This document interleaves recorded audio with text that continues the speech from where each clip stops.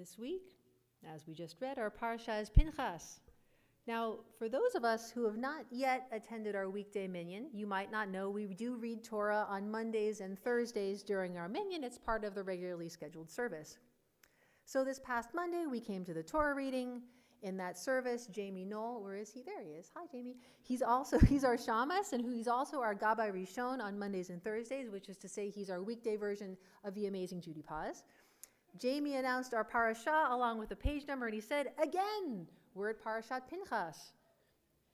And we all laughed. It's like a Mignonaire's inside joke because Parashat Pinchas is not read just once a year in the summertime.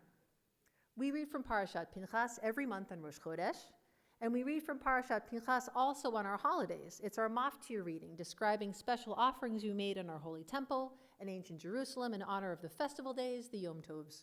So here again, we're at Parashat Pinchas. And I've been thinking about our Torah reading this week, not just this week's parasha, but the specific aliyot we read today in the third year of our triennial cycle, differently than I usually do. Because, of course, this week I prepared to read the Torah from our Sefer Torah, our Torah scroll, during our Torah service. And every time I read Torah here at Adat Shalom, I think about the story of how I first came to Adat Shalom, and the person who was truly the most responsible as an individual for bringing me to Adat Shalom. That person is Chaim Sabbah. May his memory be a blessing. Chaim Sabbah and I never had the chance to meet. What I first learned about him is that he was one of those guys who knew the whole Torah by heart, who could learn any portion of the Torah from memory because he had the talent and skill and opportunity to learn it in his youth. He was Adat Shalom's Torah reader. And when he was nearing the end of his life and the end of his Torah reading, that's where I entered the Adat Shalom story.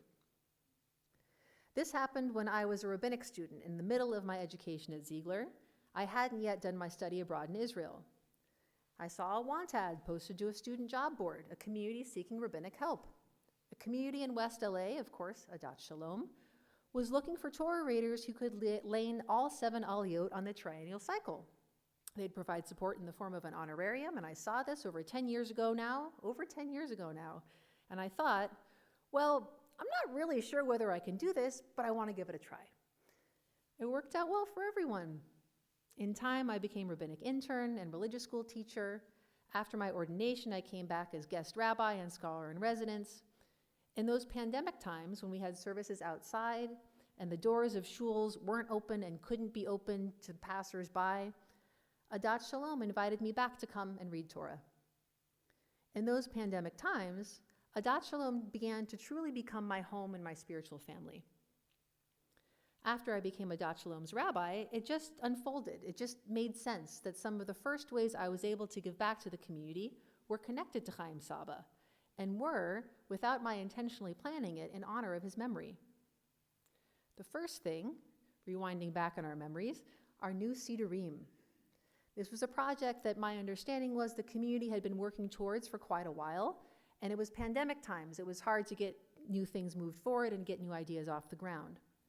But when I arrived in 2023, the community was ready. I stepped into the role of senior rabbi, and I suggested it was time to move forward with the Sidur Lev Shalem, the new Sidur of the Masorti conservative movement, the red Sidur that you all used this morning. And the community enthusiastically said, yes, we are ready. As we know, with the purchase of these Sidurim was generously supported by all in our community. We see this every Shabbat as we lovingly check our bookplate dedications. And what got this change off the ground at the very outset was support from the Chaim Sabbah Memorial Fund.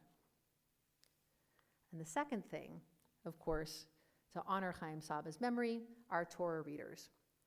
About a year ago, it became clear that the best path forward for the honor and responsibility of Torah reading in our community was to find a couple of people skilled in laning, but just as importantly, dedicated to our community, and invite them into a deeper connection, giving them a special honor as our Chaim Sabbah Torah readers. I am delighted to share that both Sammy and Daphne will be continuing in their roles in the coming year, from September of this year through August of next year, and will continue to bring themselves, their voices, and their families to this essential mitzvah of Torah reading and service to our community. We are so honored and blessed to have Sammy and Daphne as part of our Adat Shalom family. And before we turn to the third thing, Let's take a moment to study, to look at the details of our aliyot, our Torah reading this morning. If you want to follow along with your eyes in addition to your ears, you can open up the Chaim to page 931. Page 931. So our first aliyah, of course, is our maftir reading for Pesach. We read about the restrictions on weekday work, the burnt offerings and grain offerings and purification offerings. Our second aliyah, beginning on page 932, is the maftir reading for the next holiday in our Shalosh Regalim and our 3 festival lineup. Is Shavuot, the Feast of Weeks. We read that this is the holiday of our first fruits, of our new grain, the beginning of the harvest. Now our third aliyah, thinking about the time of year we're in right now, it starts to hit a little close to home. It describes Rosh Hashanah. It begins on page 933. And this holiday is Yom Truah, the day that the shofar is sounded. Of course, we have our burnt offerings, our grain offerings, and our purification offerings. Now our fourth aliyah, page 933 into page 934, it starts to get serious. This is Yom Kippur. We are commanded, initem et nafshotechem. You will put pressure on your bodies. You will afflict yourselves. Our fifth aliyah, page 934, we begin to celebrate. This, of course, is our festival of Sukkot. Our sixth and seventh aliyot describe the days of Sukkot celebration. And then finally, in our maftir reading, we hear about the 8th day, Shmini Atzeret, an independent celebration, a holiday unto itself. Today we experience this in our community outside of the land of Israel as the holiday where we say Yizkor in the morning and then we come back on the dance with the Torahs in the evening. It's the end of our festival calendar. And this is our Torah reading from our triennial cycle for this week. One of the things I've always loved most about reading Torah is the way it draws me in, the way it invites and asks me to see details of the text and its meaning. Torah reading, the act of laning, invites me into scholarship. Which brings me to the third thing, the third way that thus far I've been able to give back to the Adat Shalom community while honoring Chaim Sabbah's memory. This third way is our Scholar in Residence program. As we all know, we've had a Scholar in Residence program for many years now, thanks to the generous and ongoing contributions of the Alvin and Violet Harris Memorial Fund. We continue to be grateful to the Harris family, to Alvin and Violet, may their memories be a blessing, and to Charles, their son, who continues to maintain his connection to our Adat Shalom community. The Alvin and Violet Harris Memorial Fund has supported so many of our programs over the years, our concerts, our cultural events, our Shabbaton, and our Scholars in Residence. Personally, I have dear memories, fond memories, of our Alvin and Violet Harris Scholar in Residence program over the years. Of course, there was a Scholar in Residence program during the pandemic when I was slated to be our scholar. At the time, I had been ordained already and was rabbi and spiritual counselor at Beit Teshuvah. But I was unexpectedly sidelined when I came down with COVID during the Omicron surge. Our community, in all its generosity and pandemic creativity, quickly pivoted to have services via Zoom so I could present my talk and teaching as planned. I was still contagious at the time, but thankfully not that under the weather.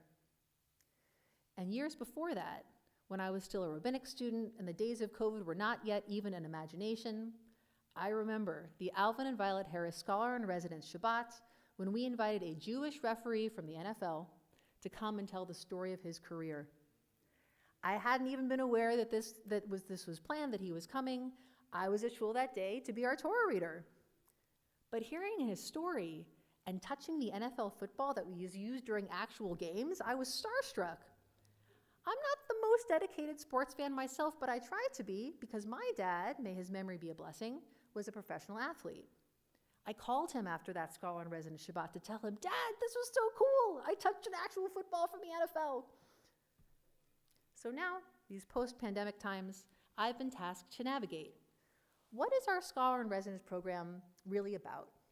Are we bringing Jews from professional sports? Are we bringing rabbinic students? Are we bringing scholars that are from our community? What are we going for here? And how do we navigate our post-pandemic reality when times have changed? And for better and for worse, scholars in residence are much harder to come by. I'm so grateful for our anonymous donor who has seen the need to support and refine our vision for our Scholar in Residence program in the coming year and who has stepped forward on behalf of our community. It's my honor to announce that in the coming year, we will relaunch our Scholar in Residence program as our Chaim Sabbah Scholar in Residence program generously and continuously supported by the Alvin and Violet Harris Memorial Fund. It turns out, in these post-pandemic times, we need all available resources from our community, the long-standing and the newly pledged, to support this essential program. We look forward to welcoming in the coming year 2 scholars in residence, one in the fall and one in the spring. In the spring, we'll welcome Rabbi Rochelle Robbins, past dean of the chaplaincy program at the Academy for Jewish Religion, and co-founder and president of the Esri Institute, a Jewish institution dedicated by transforming lives by addressing the human condition. And in the fall, in just 2 months, we'll welcome our very own Rabbi Brad Artson, Dean of the Ziegler School of Rabbinic Studies and Vice President of American Jewish University, to be our scholar in residence. This new donation in honor of the memory of Chaim Sabbah, in combination with the long-standing, ongoing, and essential contribution of the Alvin and Violet Harris Memorial Fund, will make our relaunched Scholar in Residence program possible in the coming year. For my part, I am ever grateful to have the opportunity to serve and to lead our Dat Shalom community. I am grateful for the partnerships we continue to forge together with staff and members of the congregation to ensure that our community continues to thrive and be a center for Jewish life in West Los Angeles. I am proud to be a part of a Dat Shalom. I am proud to lead a Dat Shalom, and I am grateful for each and every one of you. Shabbat Shalom.